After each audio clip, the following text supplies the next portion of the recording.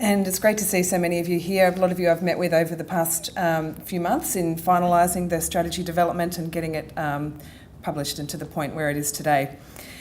As has been already mentioned, this has been the first region-wide PVOR strategy for the Southern Metropolitan Region, and it's been developed to enable organisations to work far more effectively together on this issue and collectively make a much bigger impact.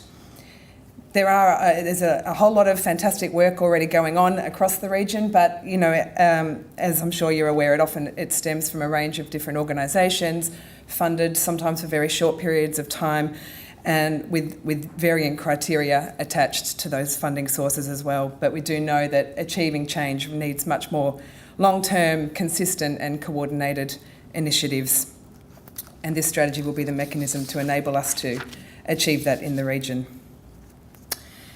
So WISE has led the development of the strategy for this region, as per all the other women's health services across Victoria.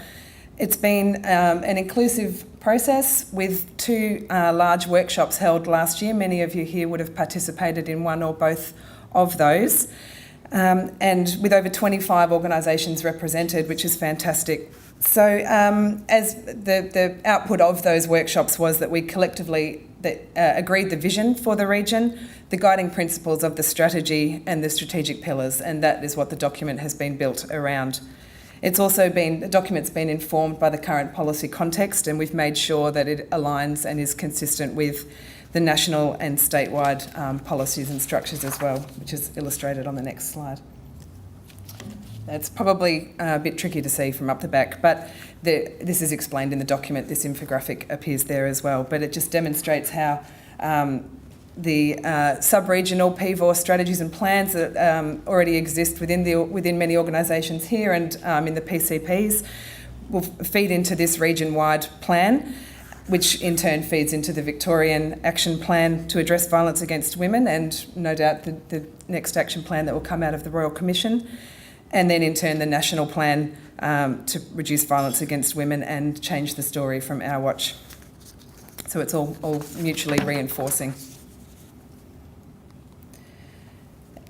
Again, this will probably be a bit tricky to see, but I don't need you to be able to read all the words, and it's in the strategy document as well. But this is the strategic framework by which we'll be operating. It outlines the principles of the strategy that we're adopting a primary prevention approach to eliminating violence against women and their children. It recognises the underlying causes as gender equality and rigid adherence to gender norms. Our process will be inclusive and equitable, informed by a human rights approach, is collaborative and participatory, and is evidence-informed. And the workshops that were held last year, participants all agreed these 5 strategic pillars of leadership through partnerships, organisational transformation, community change, influencing evidence, and then sustaining momentum, which of course is absolutely key. So these are all designed to be mutually reinforcing and complementary to each other. In terms of the governance of the strategy moving forward, we are inviting all organisations today to endorse the Preventing Violence Together strategy by signing the commitment board that we've got here. And then the strategy will be brought to life through the establishment of a senior steering committee will be chaired by Sue from WISE as the CEO, and membership comprised of nominated leaders from signatory organisations.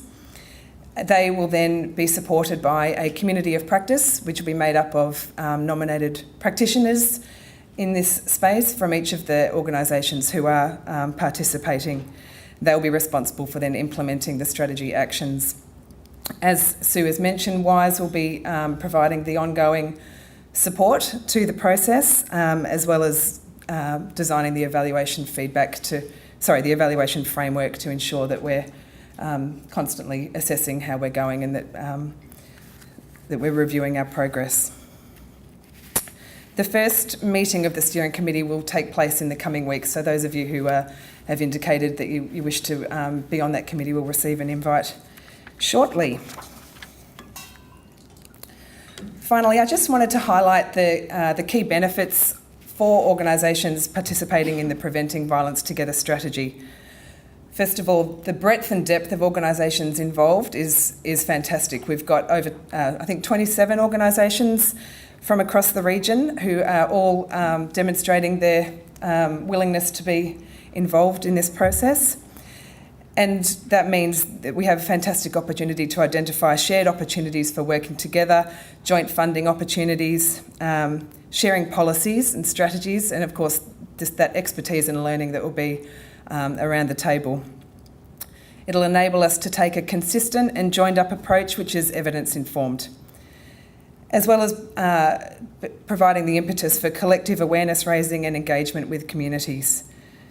It'll enable organisations to align their work with the regional strategy and the national framework so that you can be confident that the work that you're doing is consistent with those, and enabling everybody to maximise a coordinated approach to utilising resources.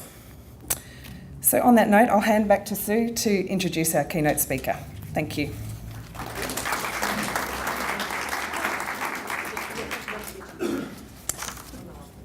Thank you, Emma, that was lovely. And also, just on that note, I'd just like to thank, who's not here today, Samantha Mannix, who was the project coordinator initially on this project and did a lot of the groundwork in the preceding 9 months.